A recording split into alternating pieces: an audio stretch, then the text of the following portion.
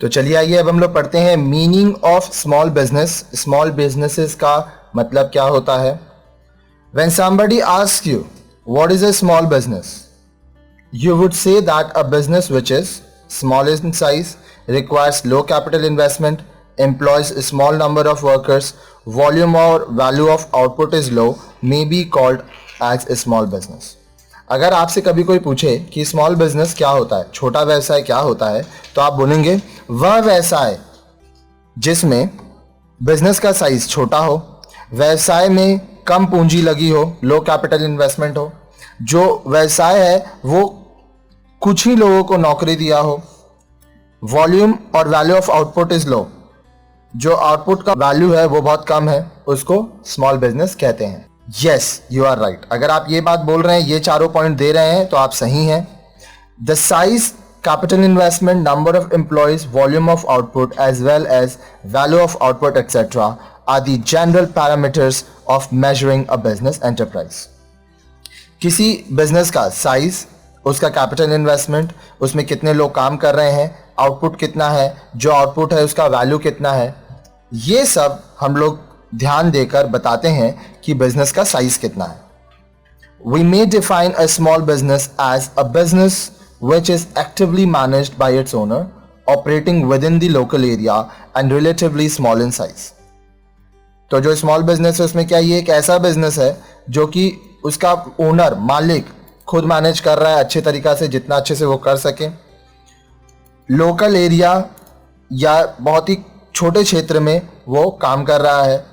However, the government of India has considered the fixed capital investment in plant and machinery as the only criteria to define a small industrial unit in our country. लेकिन भारतीय सरकार, government of India, एक fixed capital investment का rule बनाया है कि plant and machinery में कम से कम इतना रुपया तो होना ही चाहिए अगर वो स्मॉल इंडस्ट्रियल यूनिट है।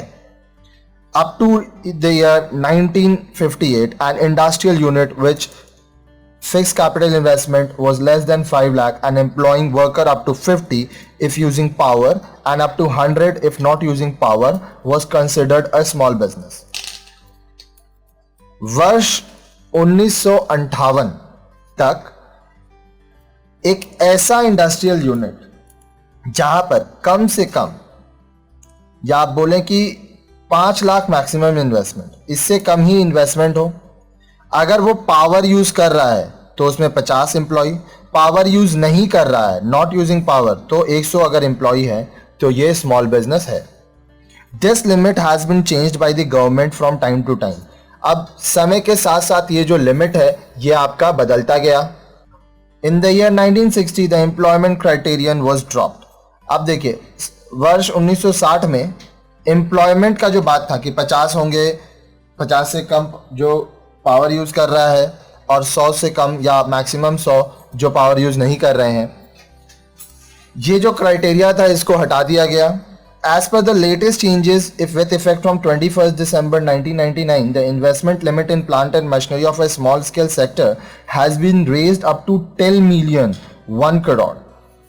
21 दिसंबर 1999 से इन्वेस्टमेंट लिमिट जो प्लांट एंड मशीनरी का है, स्मॉल स्केल सेक्टर का, वो बढ़ाकर 10 मिलियन कर दिया गया। 10 मिलियन रुपीस मतलब 1 करोड़ रुपया। The plant and machinery may be held on ownership basis, on lease और ऑन हायर परचेज। आप जो प्लांट एंड मशीनरी आप इस्तेमाल कर रहे हैं, या तो आप उसके मालिक हो सकते हैं, या तो आप किसी से लीज में ले सकते हैं, या तो हायर परचेज में। ठीक है, अब लीज का मतलब क्या हुआ? मान लीजिए मशीनरी मेरा है, हम आपको 5 साल, 10 साल, 20 साल या जितने भी साल के लिए यूज करने के लिए दिए हैं, लेकिन उस पर मालिकाना हक मेरा होगा। The limit of ₹1 crore is subject to the condition that the unit is not owned, controlled and subsidiary of any other industrial undertaking. अब देखिए, ये जो 1 करोड़ रुपया का लिमिट है, ये इसका एक कंडीशन है कि ये ओन्ड, खुद से ओन्ड नहीं है, कंट्रोल नहीं है और इसका सब्सिडियरी नहीं है, ये किसी और इंडस्ट्रियल टेकन का, मतलब किसी और इंडस्ट्री का ये सब्सिडरी नहीं है, कोई और इंडस्ट्री इसको मालिक नहीं है इसका, कोई और इंडस्ट्री इसको कंट्रोल नहीं कर रहा है। ठीक है।